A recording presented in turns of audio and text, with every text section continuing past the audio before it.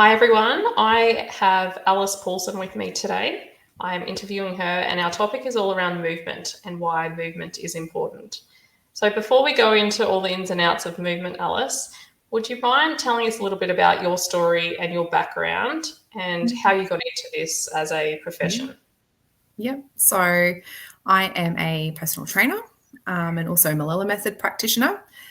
And I've come into Malala Method through my own family's journey. So my eldest daughter developed complex regional pain syndrome when she was 10, and we were doing all the traditional therapies and things, OT, physio. We were in the persistent pain service in the Brisbane hospital, the Children's Hospital. And we're basically told, this could be lifelong, given all the things.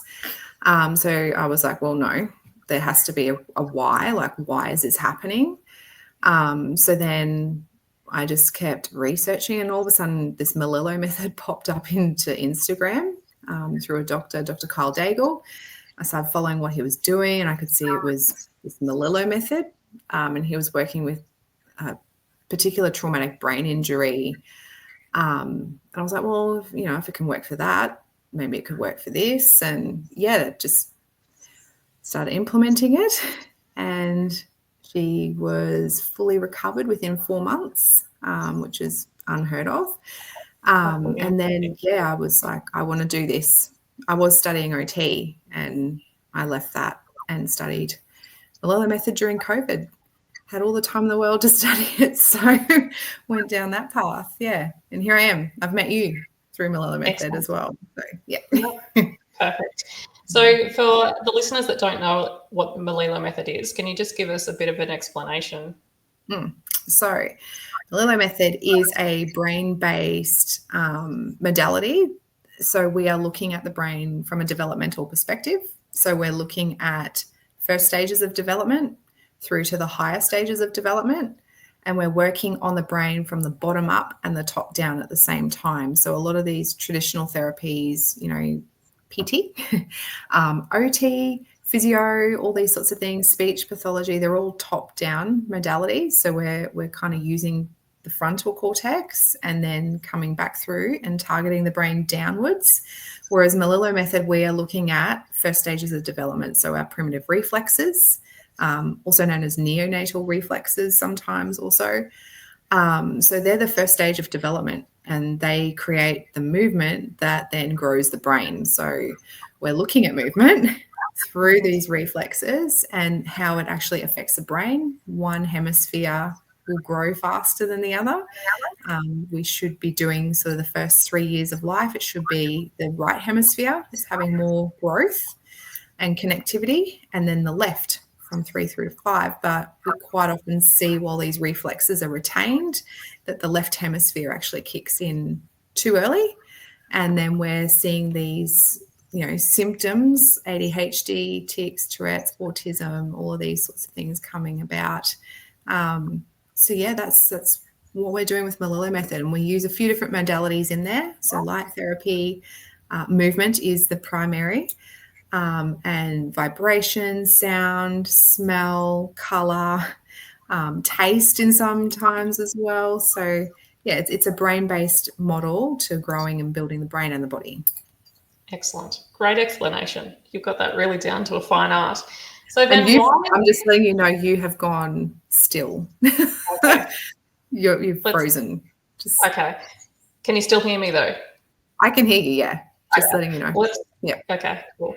So why then is movement important for development? So if we're looking at a newborn baby or a toddler or moving through our stages, why is movement so important? Okay. So what Dr. Rob Malillo says is movement capitulates cognition, meaning movement creates cognition in the brain. So the brain grows and develops because of movement. So movement is super important.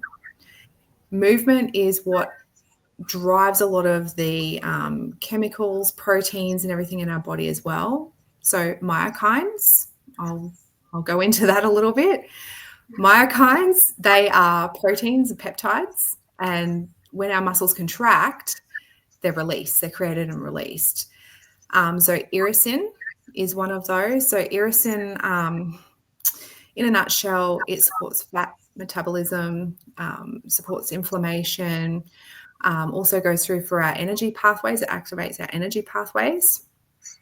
And then we've got brain-derived neurotropic factor as well, so BDNF. So BDNF promotes neural growth, again, reduces inflammation, but it also comes through, it improves our mood and supports stress response as well. So if we're not moving, we're not creating these proteins and these peptides that support the brain. So it's not just the body, it's supporting the brain, and then the brain can actually come down and do its job as well. So movement capitulates cognition. And that little snapshot there is just a little piece of the neurochemistry and what's going on of why movement is so incredibly important. Absolutely. So my background for the last 8 years has all been around food and why food is so important, because food affects our learning, concentration, behaviour, etc. So I even remember filling out a proposal for a health department around why food is so important. And I'm just like, oh, there's so much focus on physical activity. There needs to be more focus on food. And I was always like, oh, it needs to be 80% food and 20% movement and physical activity. I've since learned that that is completely different now. And I'm, definitely know that why movement is so important for brain development. So now I'm on like more of a 50-50. It's pretty even because the brain can also impact learning, behavior, concentration in the classrooms as well. Exactly. And you think about like now, we're not moving. Our kids aren't really moving. Like you and I, when we were kids, we'd be out on the street running around, you'd come home for lunch, come home for dinner, that sort of thing. Now I know for my own children, they don't feel safe going out and running around. Like it's just society has changed.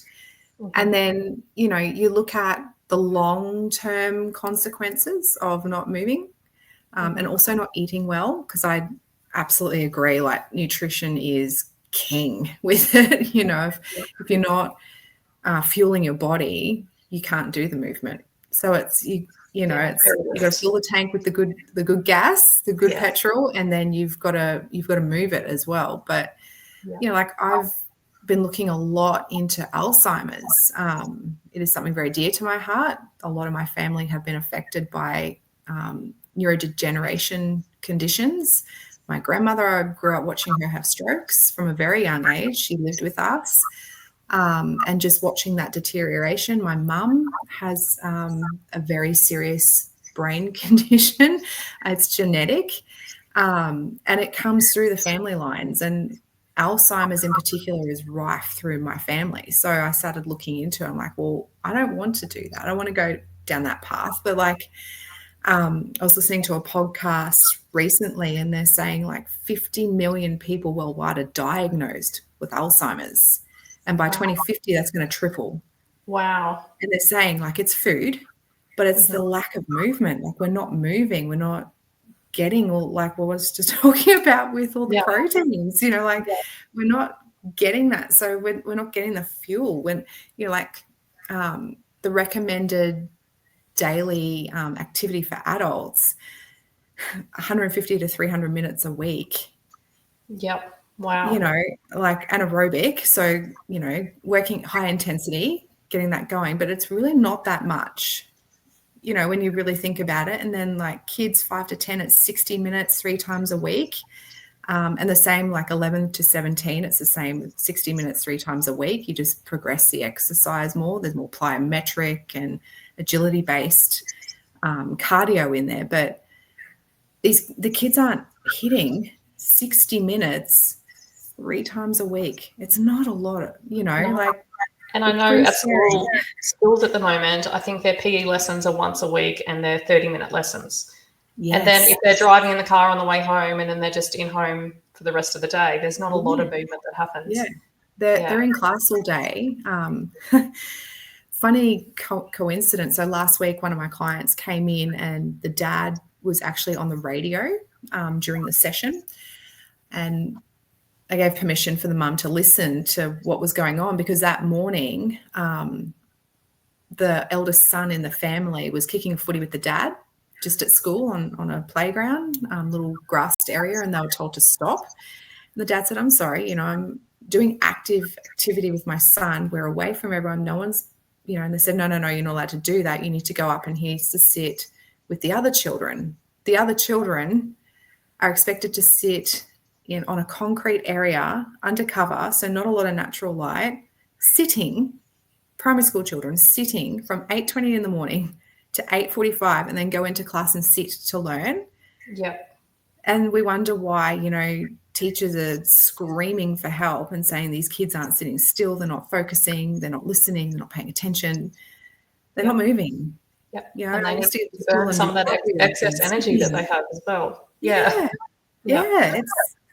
And I think for me, and I think most people have the opinion that I have, is you've never been explained why physical activity is so important, especially like when you have a baby, there's no manual that comes with a baby. And you're told by like health nurses, do some tummy time. Okay, let's do tummy time. But why is tummy time important? Why? No one explains why. But it is so critical for their development moving through those stages. And then crawling. Like, I forget the exact year. I think it was 2023. The CDC said that crawling's no longer a milestone. I remember just being mortified because I was Malillo trained at that point, and crawling is one of the things we're taught to ask and flag because it's the bilateral movement, it's gross motor, it grows both sides of the brain, it's connectivity through the hemispheres, it's bottom up, top, just the fact that crawling is no longer deemed a milestone. Big movement. Huge. Yeah. So in your experience, what are some noticeable cognitive and also emotional benefits from regular physical exercise? So I'll take two viewpoints. So the first viewpoint, so clinically, what I see in the rooms, so focused attention improves quite quickly. That's probably one of the first things. Emotional regulation and focused attention are the first things that parents mention. For like young adults and let's just say adults in general, typically for them, they say, I just feel less stressed. What's another one that comes through? Increased motivation as well. That's something that I really noticed. The parents are like, oh, the child will now go and put their dishes away, or they're happy to sit and complete a task. I know for myself, movement has literally saved my life. If I hadn't have found movement when I did, I don't know if I would be here today. There was a lot of depression, big depression, especially postnatal depression after my first, and then it was postnatal anxiety after my second.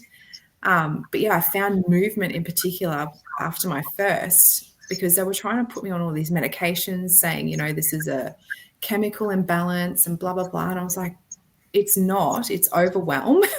I'm frustrated. I've got no support other than my husband who works full time. I didn't have family. I was living away from my friends.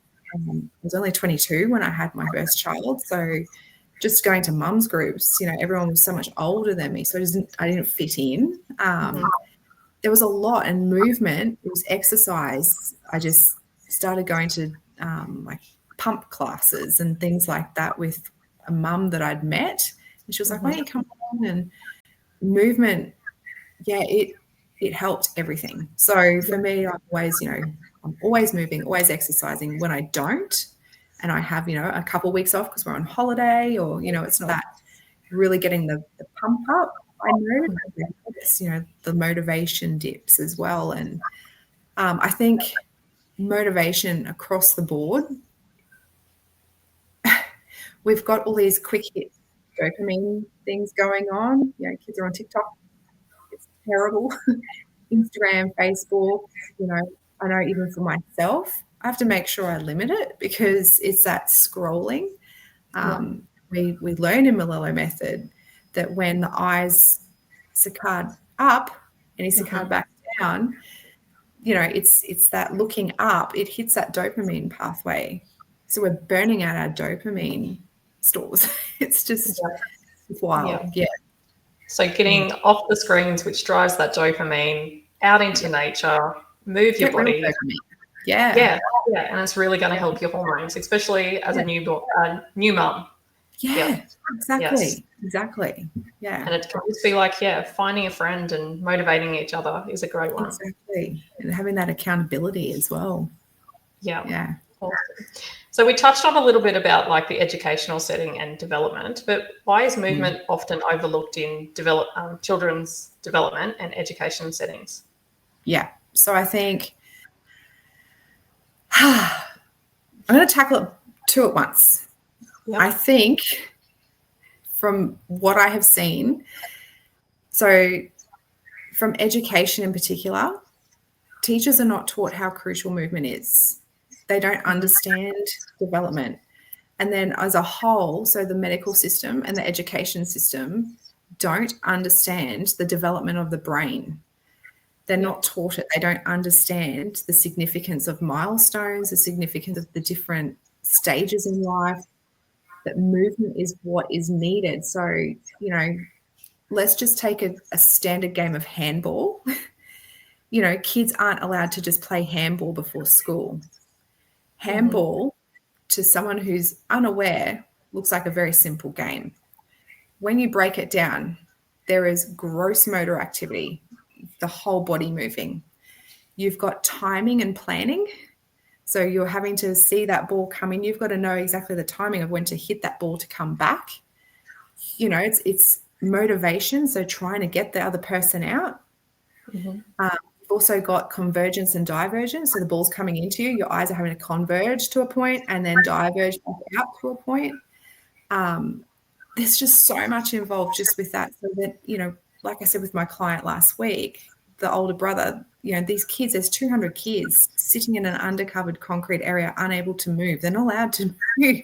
They're being told to sit and read. They're not getting that planning, the oil's flowing through the brain before they're going into class. But the education system, they don't know that. Yeah. The medical system kind of know, but it's not really drummed in. They're seeing that, I call it the Malillo perspective. They're not seeing how important movement is. And I think it is just a lack of understanding. I think if they understood how important moving these kids' bodies is, if you actually look at the countries in the world that have the highest academic rates and they're the most successful, they move. Those kids are moving.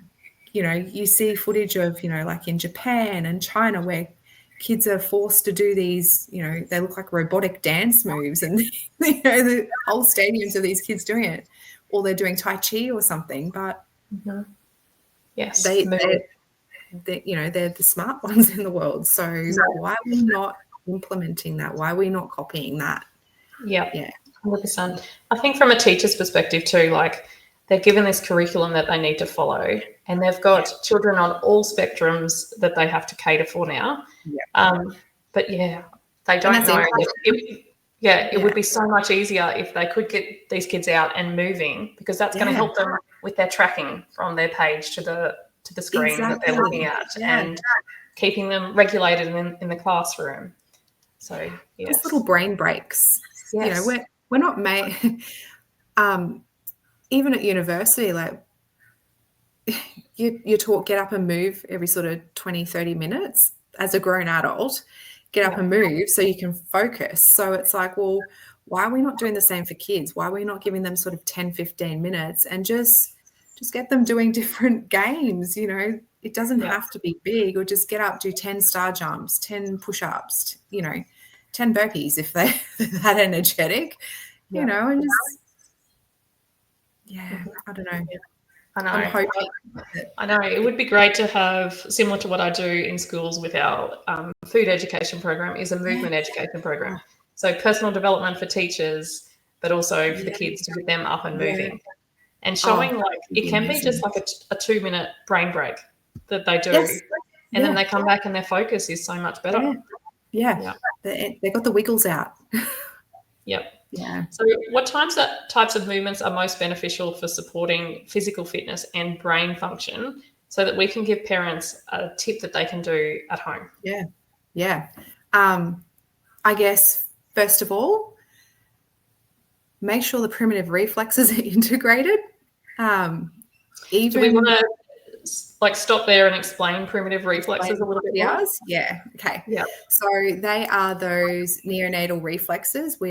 They come online when we are in utero, and they are there to protect us and to get us down the birth canal, first and foremost. So keep our heart rate high in utero. So fear paralysis reflex.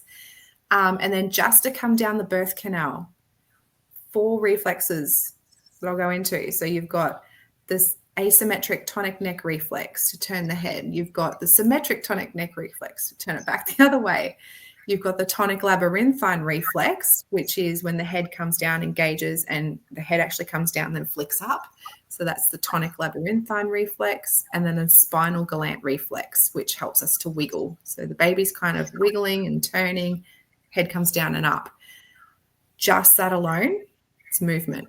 So if those, if children, teens, adults come through, for yourself and myself, we check those reflexes. If they're there, they get a home program, and it is movement based. So we're giving them exercises to remedy that, because we don't want to be able to see them. They should kind of be in the background. So while they're still there, you might actually find that you or your child is uncoordinated, because it's affecting the hemispheres, it's affecting motor planning, fine motor skills, gross motor skills. So I'm always, doesn't matter who comes through the door, I'm checking reflexes and giving exercises and movements, or for kids, games, to remedy that and make sure that they're kind of going away into the background. Mm-hmm. I guess next would be bilateral movement. So being able to, so even handball, I keep referring back to, I just think it's such a great game for kids. You're still using both sides. The child should have a preference or a dominance with the hand, but they do generally use both hands, like skipping. Skipping is great. We're working on timing. You got to know when that rope is coming over and you're jumping at the correct time.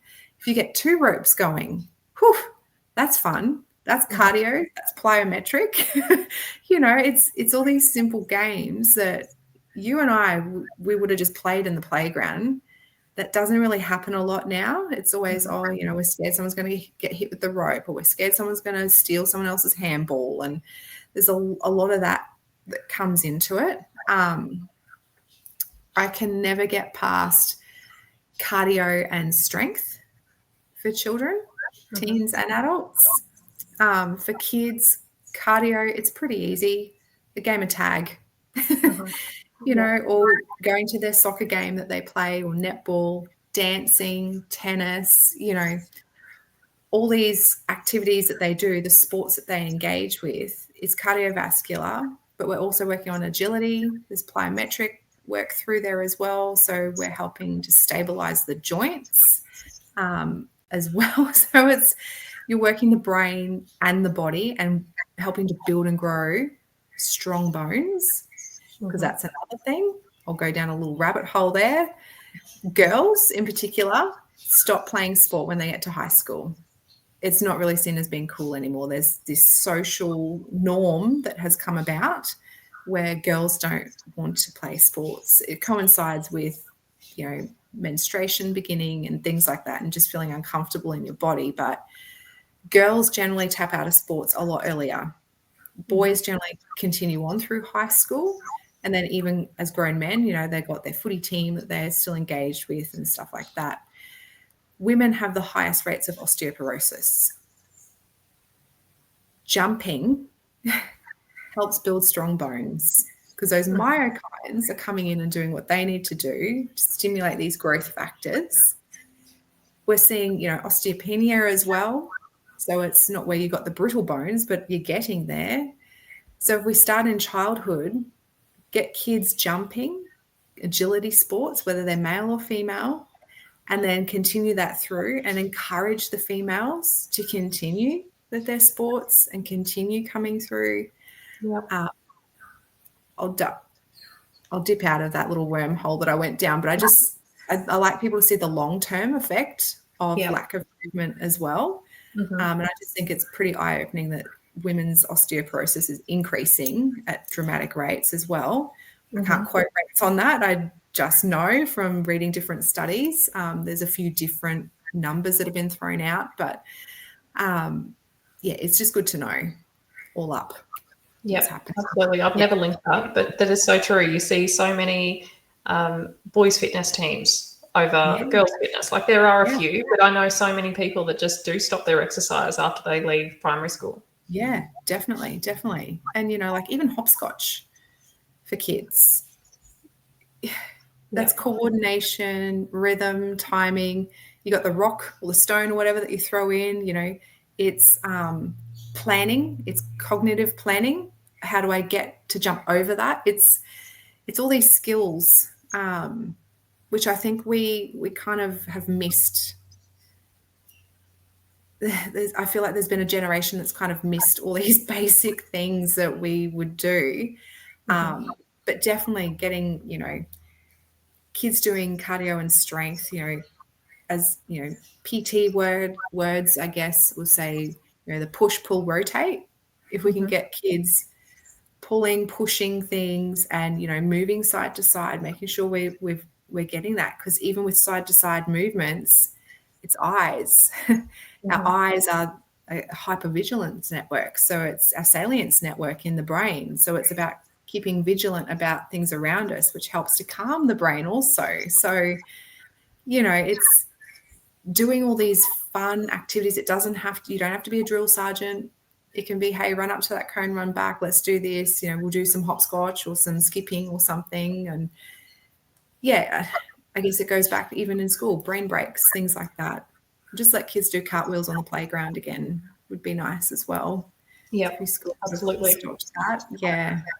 But they're kind of the keys, I guess. It's that bilateral movement, the primitive reflexes, the bilateral movement, and trying to get kids playing games where they're having to hop, jump, skip, whether it's organized activities like soccer, netball, tennis, dancing, water skiing, whatever it is that your child's attracted to. But then even just doing simple things like just go for a jog. Yep. Or just jog on the spot, get that heart rate up, try and get them using strength as well, push-ups, sit-ups, those sorts of things. Make it fun. It doesn't have to be boring. Yeah. And break it up into small chunks. It doesn't have to be that they have to exercise for 60 minutes at a time. Exactly. 15 minutes is great. Yeah. Absolutely. Yeah. So you've given lots of great ideas there for parents that can do those things at home. Get them enrolled in some more club sport. Yeah. Get a group of people together so they can run around in the park and do those activities as well. Let them play chasey. Yeah. Let them just chase each other. Yeah. So is there anything else you wanted to add into our conversation that you think people need to know? Or like we have covered so much, so I do appreciate that time. I guess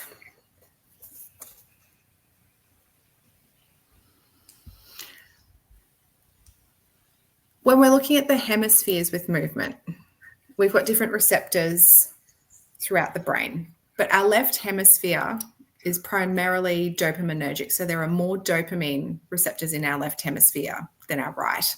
And in our right, there's more serotonin receptors. The reason I go into this is because they dictate motivation, and motivation in children has declined. So I think the more we move and we understand how the neurochemicals cascade through the brain when we're moving and doing those movements I was just talking about, we're hitting different areas of the brain. So we've got the cingulate cortex.